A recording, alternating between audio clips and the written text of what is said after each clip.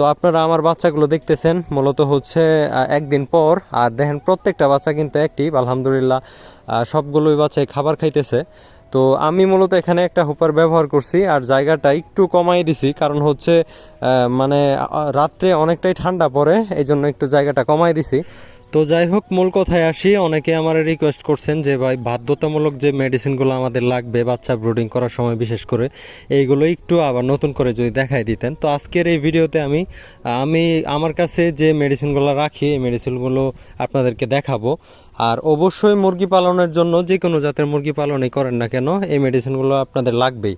তো এই দেখতে পারতেছেন আমার মেডিসিনের জুড়িটা, এখানে সব মেডিসিনে আমি রাখছি।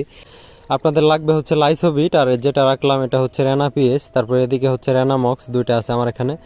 আর এটা হচ্ছে জেন্টাবেক ব্যাট 20% ঠান্ডার একটা মেডিসিন, আমি ছোট অবস্থায় ক্রস করাই ফেলি। এই